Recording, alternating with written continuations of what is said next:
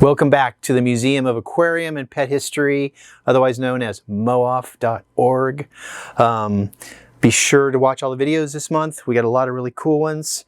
This is another 5-minute video. We have only 3 boxes because one's pretty big.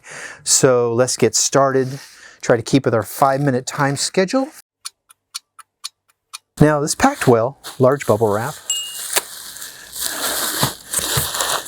You're always going to hear me critique the packing because, trust me, after getting a zillion boxes in, I know good packing from bad packing. So it takes time to pack well. And some people like to rush. Okay, so this is interesting because we're going to do a video on these. We have a big collection of training records, training your parakeet to talk, training your canary to talk, training your parrot to talk. The only one we're missing is training your mynah bird to talk. And I would kill to have that album as well as a can of mynah bird food. Because when I worked in a pet shop, we had a mynah bird that talked and he was amazing. The things have such incredible vocabularies.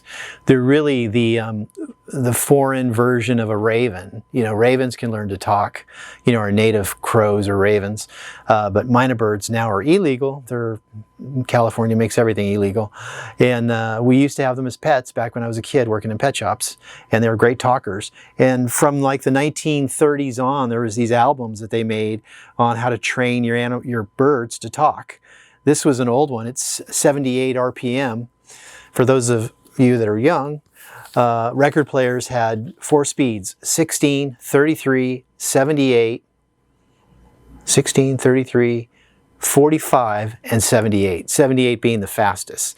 Now you might remember, some of you, 45s, of course, the small little records, or you might remember 33s, which were albums, but you don't remember 16s or 78s because that's your great-grandparents or your grandparents. That's old.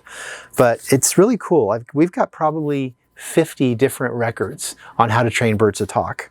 And we're going to put on the site, you know, the recordings from the records, like at least 1 or 2 from each record. But we'll do it based on age of the record, from the oldest to the newest. So that'll be pretty cool. And again, if anybody runs across a mynah bird one, I want it. I love this stuff. This is great packing stuff, this cardboard. And this guy, I was going to say he double boxed, but he didn't. Now, we've had somebody recently, after we did the mouse video, say, hey, can you do one on hamsters? And I knew hamsters weren't like a pet that's been around for like hundreds of years like mice have. Hamsters and gerbils have only been around like since the 40s and 50s. But during my generation, when I worked in stores, we sold Habitrails. Habitrail was, Living World was Mattel Toys. That was Metaframe, or the Living World in this case. They came out with a Habitrail. And one of the auxiliary items they had was this race car where you put the hamster in it. And this is a hamster wheel. And he ran in the hamster wheel, which made the little race car go around the house. So your hamster would get a lot of exercise because you can basically stick him in the race car, put him on the floor, and he's racing around the house while mom's cooking dinner or dad's cooking dinner or whatever. So this was, oh, and here you go. Here's a picture of a lot of the Habitrails. It was really ingenious. You've got like the major spot for them to sleep and whatever. And then you've got these tunnels, which is what they'd have in the wild. They'd have burrowing tunnels underground. And you've got little auxiliary, you know, lookout places for them. It was really an amazing product that did really well. And when Mattel got rid of Living World and Metaframe, this was bought by Hagen. And Hagen now has their own version of it. So it's still available through Hagen's version. If you go on Hagen's site, you can find it. They have one. And theirs is actually really nice. I've seen it. They did a good job. Kudos to them. All right, so here's the big one. A thank you card. Very nice when somebody sends you a thank you card. Thank you so much for your purchase. Enjoy this beautiful item. That was nice. Nice when they do that. And this is double walled. So I have a feeling this is a glass bowl. They double walled it. Small bubble wrap. Take points off for that.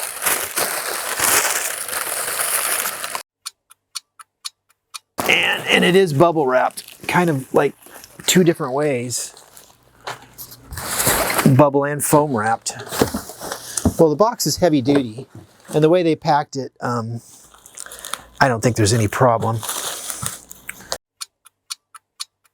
Well, I want to tell you guys, in July, we have a video of John Willinger. John Willinger had JW Pets, which I knew when I did trade shows and whatnot. We both did trade shows together. And he is the son of Alan Willinger, who is Wilness. And Alan Willinger has a zillion patents. And I've talked to John on the phone. We're getting ready to do our Zoom video, and that's going to be up in July. And that'll be really cool. So if you guys are into Metaframe and go back further into Wilness, and you want to go forward into whisper, pumps, and that kind of thing, you're going to want to watch that. So that'll be in July. And look at that. That is an amazing fishbowl. Now, I know you're probably thinking I'm rough handling it, but if you saw how thick this glass is, this is a Vaseline fishbowl made by Phoenix Glass in the late 20s. You only had a few glass bowl manufacturers, Phoenix, Gillinder, and maybe 4 other ones that made just a few bowls, but Phoenix and Gillinder were the 2 big ones. This was a mold made, not freehand, so this was actually made in a production mold. Otherwise, it'd have a ponytail mark where you break off if it's hand blown on the bottom, and this doesn't have that. It has the rolled edges, which, you know, I'm still trying to figure out how they do the rolled edges, because all glass bowl companies now tell me they can't do this anymore, that this is something that was done a long, long time ago. But this was usually sold with the 3 dolphin base that was made by Phoenix as well. And they made them in different glass colors. This one on top of it. It's a spectacular bowl. This doesn't come up very often for sale. This wide bottom one like that. And let me just show you. Now again, Vaseline, you probably, if you saw the Ruberomic video, that tells you all about Vaseline bowls. If you didn't see it, you need to see it, because it really goes over Vaseline bowls. But just to recap, Vaseline has uranium in it. They also call them uranium bowls. And uranium under blacklight glows. Is it dangerous? Not really. It gives you no more radiation than what the sun gives you. The sun gives you radiation every day when you go outside, but not enough to harm you unless there's a hole in the ozone layer. Then yes, you probably could be harmed. But I don't know of any holes in the ozone layer around here. So now, if we turn the lights off, we can show you how it glows. There is uranium glass, also known as Vaseline glass. They called it Vaseline glass because Vaseline in the 1920s had this iridescent, eerie glow to it. It was just amazing. So you can see how incredible it glows. It's really beautiful. And you probably wonder, you know, why did they make it out of Vaseline glass? Well, they made bowls out of different kinds of glass. They made it out of glass that they put gold into, which became red glass. They made amber fish bowls. They made sky blue fish bowls. They didn't make dark blue, but they did make sky blue. That's one way you tell if it's old or not. And of course, they made yellow that didn't have uranium, and then they made ones with uranium, which was called Vaseline glass or uranium glass. Does it bother the fish? No, it doesn't bother the fish.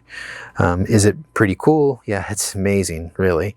And it's a great thing to, when we have these on exhibit eventually in the museum, we'll have a black light on them to show people how it glows under black light. So in any case, that is it. That's the finale for today's 5 minutes. I hope you enjoyed it. Show your friends this glowing bowl. It's pretty cool. Have a great lunch, and I'll see you next week.